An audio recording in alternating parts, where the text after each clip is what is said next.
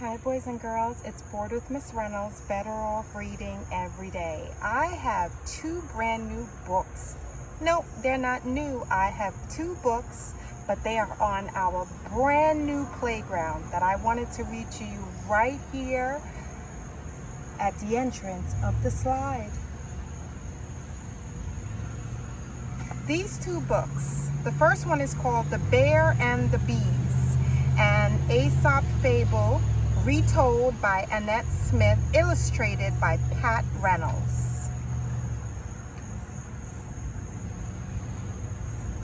And the second one is called Love is a Handful of Honey by Giles Andre, illustrated by Vanessa Caban.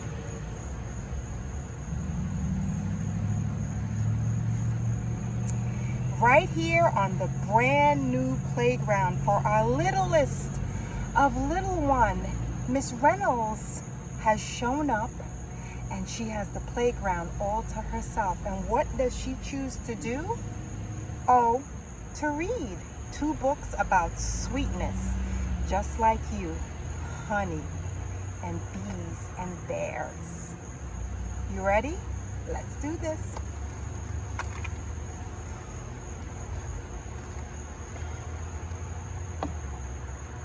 Love is a handful of honey.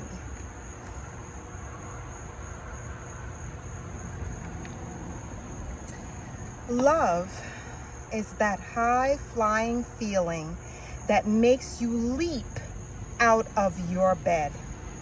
Love is what makes you throw open the curtains and somersault round on your head.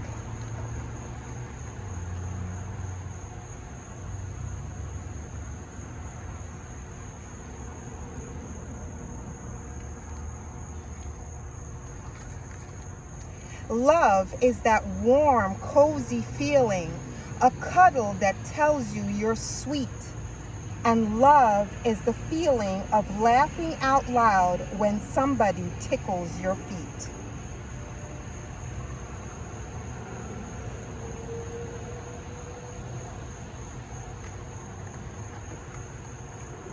Love skipping out in the morning and hoping the day never ends, and loves what you feel when you all get together and go on adventures with friends.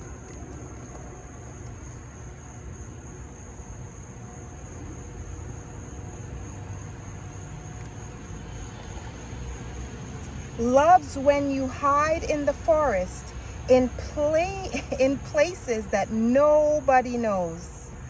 Love is the fluttery feeling you feel when a butterfly taps on your toes.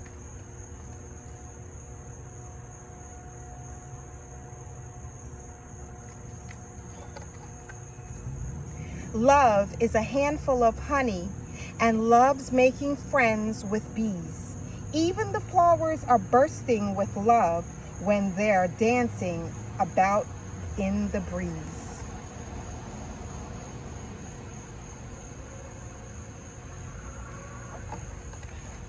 And then, when your stomachs are grumbly, love is unwrapping your treats and love stuffing everything all in at once, leaving masses of mess on your cheeks.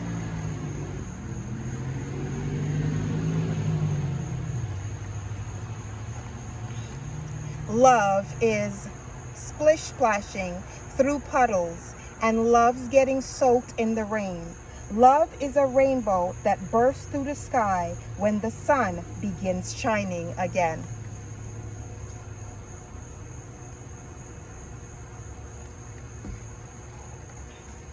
Love's when you can't stop describing just what you've been doing all day. And love is when somebody quietly listens to everything you've got to say.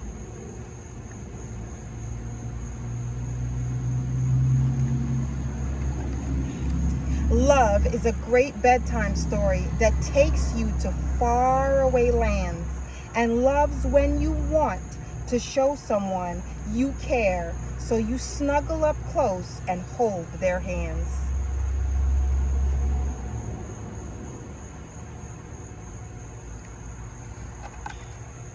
Loves looking out the window to wave at the man in the moon, and loves when you whisper a good night to the stars, who'll be watching you dream very soon.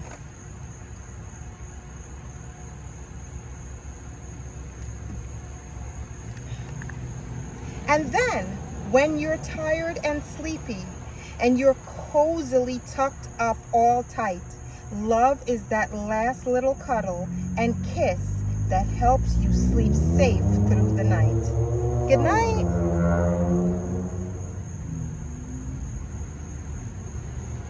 And that is the end of Love is a Handful of Honey.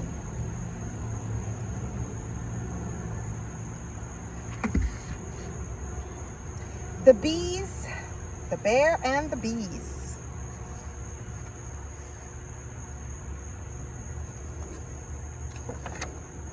A long time ago, a big brown bear crawled out of his cave and into the bright sunlight. He had been asleep all winter. Now it was spring again, and he was very hungry indeed.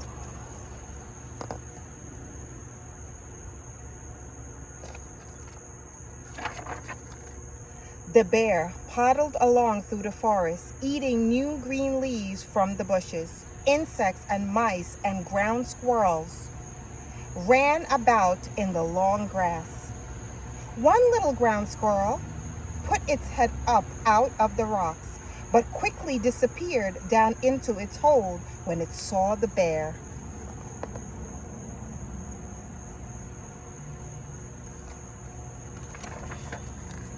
By now, the bear was feeling more and more hungry. He was feeling grumpy too. A few leaves and insects were not enough food for a large brown bear. He had to find something else to eat soon. He made his way down to the river. A fish would make a good meal.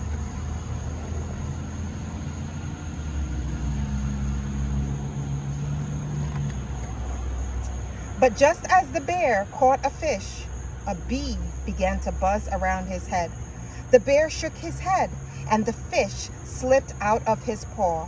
The bee buzzed around the bear's head again.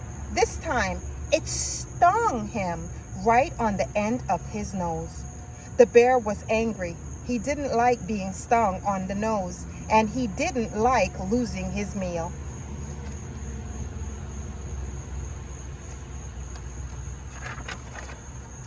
The bear was so angry that he chased the bee. He ran through the long grass and into the forest. The bee disappeared into a hollow log.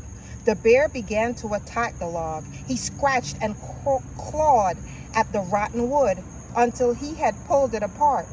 He was going to get that bee.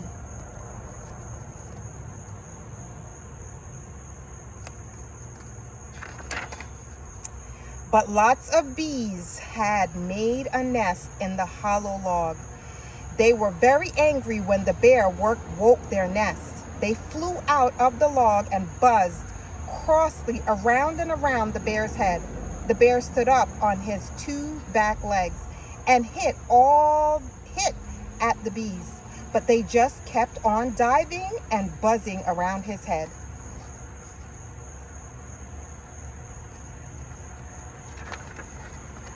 The bees stung the bear on his long nose.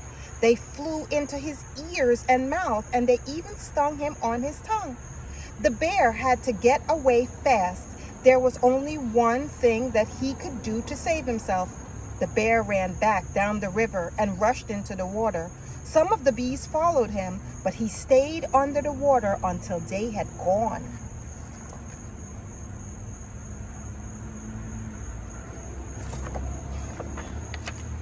That day, the bear learned a lesson he would never forget. He shouldn't have let one small thing make him angry. Then he wouldn't have been hurt so badly. And that is the end, boys and girls, of The Bear and the Bees. It's Bored with Miss Reynolds, Better Off Reading Every Day. I don't own the rights to these two books that I have read to you, but I love storytelling magic, and the magic of today's story is I wanted to give you a little sweet right here on this new sweet playground that my kids will be trying out on the first day of school in a couple of weeks.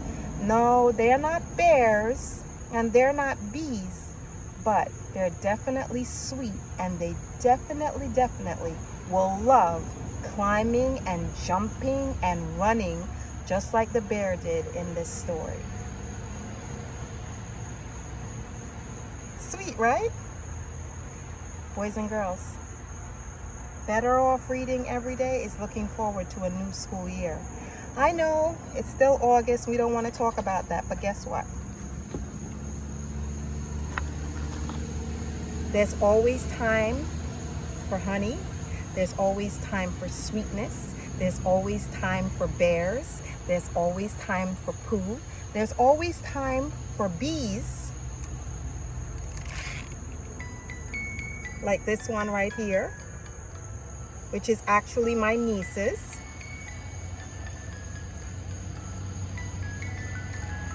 And of course, my friend the bear here. So I'll see you again really soon. Have a good time, boys and girls, and don't forget, you don't have to get as angry as Bear, because you saw what happened with him. You just have to figure out a way to make it all come out really sweet. Bye.